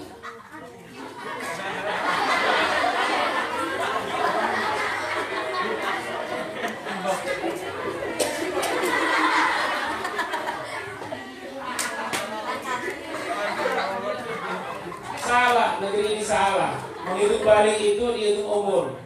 Jadi 17 tahun ke bawah disebut masih anak-anak. Padahal anak usia 6 tahun sudah mumayyiz, mendekati balik. Semakin zaman kesini semakin dekat. Dulu saya itu umur 16 tahun baru ibu saya. Sekarang kalian ada yang kelas 7 siapa? Umur berapa kelas 7? Kamu udah balik belum? Hah? Berapa? 13 tahun balik. Perempuan ada yang 9 tahun. Nah, dihukumi masih anak-anak. Jadi dewasa itu bukan umurnya. Laki-laki sudah dewasa, yang perempuan sudah haid. Walaupun umur 9 tahun kalau sudah haid dewasa, maka dia kena hukuman dewasa. Oh, dia berzina gara-gara melihat orang berzina, maka dia ikut. Itu kesalahan nonton porno, handphone, medsos. Gak mungkin dia lihat orang berzina, dia ngintip lagi. Berarti dia lihat di handphone, di TV. Makanya kesalahan besar orang tua menyerahkan handphone pada anaknya. Orang tuanya tahunya cuma WA dan SMS. Tahu-tahu anaknya tahu semua, TikTok. Tahu semua anaknya itu. Orang tuanya dikibulin, pinjam mak, pinjam. Pinjamnya jam 8 malam. Dia setelah merotal. Alhamdulillah, misal Rosi jam 9. Saya sudah anak saya dengan merotal. Udah tidurlah, alhamdulillah nyaman. Anak saya dengan merotal. Tahu-tahu jam 10 dia bangun, di handphone dia buka situs porno. Sekarang anak-anak lebih canggih. Ayo, yang pengalaman, ayo. Anak-anak ini, kalau dulu orang tua dulu tidak terpikir, anak sekarang sudah terpikir. Ini kalau saya begini, nanti kalau saya akan begini. Nanti kalau begini, saya akan begini. Jadi 6 langkah ke depan dia sudah mikir, orang tuanya baru mikir 1 langkah. Kalah cepat dengan anak-anak. Makanya sekali curiga dulu. Kamu lagi ngapain? Ini lagi bikin ini di laptop, bikin konsep drama. Lihat konsep drama. Buka historinya. Tunggu. Jangan ini konsep drama itu bisa kalau lagi kan tinggal ditaruh aja. Taruh klik, keluar konsep dramanya. Muncul lagi yang porno. Bisa. Allah, saya tahu itu yang begitu saya tahu. Makanya saya itu tidak ahli IT, tapi saya tahu yang ahli IT itu yang benar yang jujur itu. Cuman belum ketangkap basah doang. Ya kan? Kalau ketangkap kering gimana? Sama aja. Panjang kali. Jelaskan hadis ini. Ustaz tolong perbaiki kalau terjemahnya salah. Dia kan dari Abu Yazid bin Abi Ziyad, dari Abu Ja'far kata bahwa Rasulullah SAW pernah datang kepada kami, wajahnya tampak seperti marah. Lalu Rasulullah dahaba safud dunya wa baqiyal qadra fal mautul yaum tuhfatu li kulli muslim. Ini apa kalian ya? Telah hilang kebersihan dunia, tinggal peluknya, maka mati hari ini adalah sesuatu yang mahal bagi setiap muslim. Hadis Darqutni. Kalau Imam Darqutni gimana ditulis? Di bawah ya, di bawah Sahih Muslim, di bawah tidak sunnah. Setiap saya baca hadis ini selalu saja terasa sedih dan juga termotivasi. Mungkin orang lain pun seperti itu. Apakah hadis ini kelihatan dengan masalah ini? Apakah Kalau digunakan untuk menghapus noda-noda dunia ini, akan mengakhiri semua perbuatan manusia, atau akan masih adakah perbuatan dosa dari manusia setelah masa ini? Manusia terus begitu. Tapi biasanya ada penyeimbang. Laula daf'ullahi nas ba'dahu bi ba'd la fasada bil ard. Jika Allah tidak menjadikan sebagai manusia menjadi perisai atas kemaksiatan manusia yang lain, pasti bumi ini hancur. Jadi ada yang baik, ada yang buruk, selalu begitu. Setiap zaman ada Adam, ada iblis. Ada Nabi Hud, ada kaum Ad. Ada Nabi Saleh, ada kaum Samud. Ada Nabi Lut, ada kaum Sodom. Ada Nabi Syekh, ada kaum Madian. Ada Musa, ada Fir'aun. Ada Ibrahim, ada Namrus. Ada Nabi Isa, ada Raja Zalim yang akan membunuh menjadinya. Ada Nabi Muhammad, ada Abu Jahal. Selalu begitu. Kalau selesai corona ini nanti dipimpin oleh pemimpin yang adil, pasti ada yang tidak adilnya. Kenapa? Kalau Allah yang menyebut, wa khalaqna kulla syai'in zawjaini. Kami ciptakan sesuatu itu ada pasangannya. Selalu ada langit, ada bumi, kiri ada kanan, ada laki, ada perempuan, ada siang, ada malam. Pasti begitu. Jadi kalau selesai corona ini ada lagi, nanti dunia ini bagus, baik, ada lagi yang merusaknya. Kenapa? Itulah cara kita beramal. Karena ada orang yang maksiat itu, maka kita berbuat baik. Dakwah itu berjalan. Cuma kalau semuanya baik semua, habis dakwah, nggak perlu dakwah lagi. Orang sudah baik semua, maka bumi akan hancur. Jadi kalau semua orang baik, tidak ada yang berbuat kesalahan sedikit pun, maka sudah pernah ada makhluknya, namanya malaikat. Maka bumi tidak diciptakan. Karena kita ini belum ada sebelumnya, malaikat sudah ada. Sudah ada makhluk baik semua, malaikat. Nah, lalu diciptakan manusia, baru malaikat berkata, apa? Ataj'alu fiha may yufsidu fiha wa yasfiku dima wa nahnu nusabbihu bihamdika wa nuqaddisuka. Terakhir ya. Ini masih banyak lipatan sini.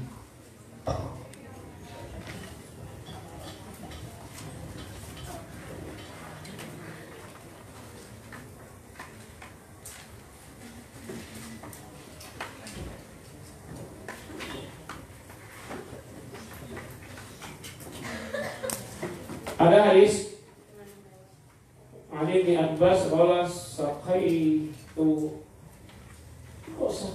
nabiyya. Lalu saya lagi saqaitu nabiyyi.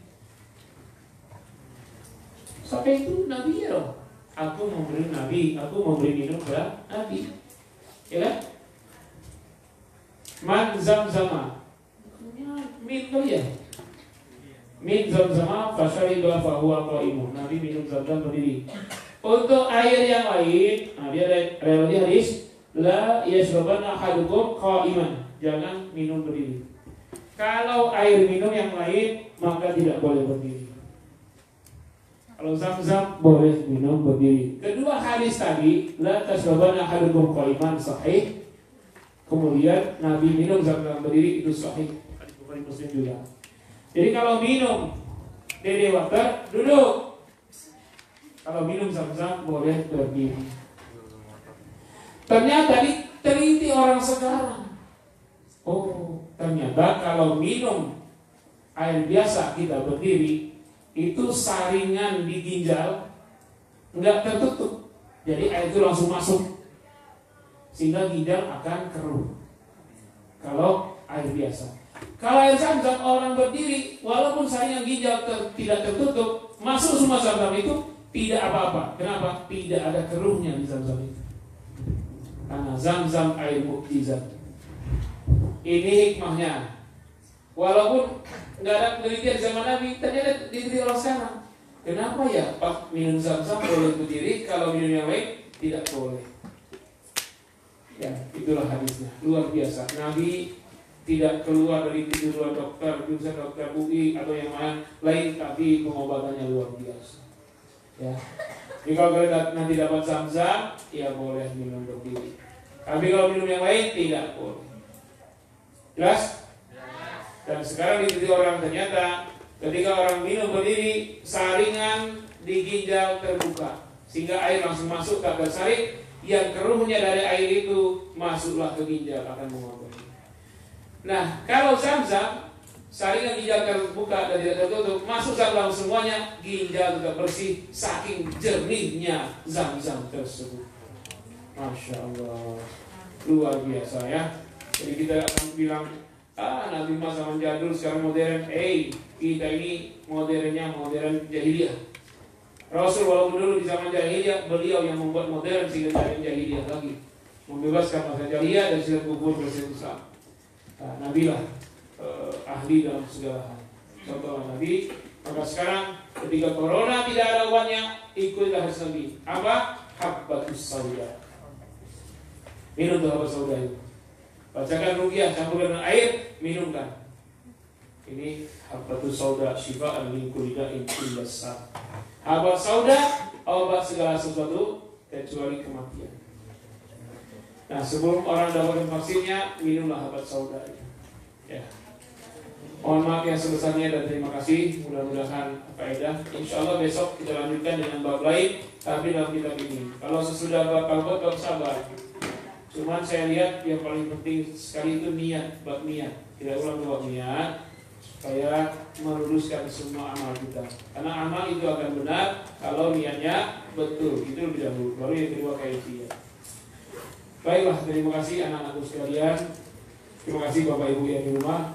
Semoga ada sedikit tambahan ilmu, wawasan untuk selalu memperbaiki amal kita dari hari ke hari. Mohon maaf, kita tutup dengan doa Bapak Majlis ya Allah istighfar billah. Astaghfirullahaladzim, astaghfirullahaladzim, astaghfirullahaladzim. Subhanallahumma wa bihamdika asyhadu an la ilaha illa anta astaghfiruka wa atubu ilaik.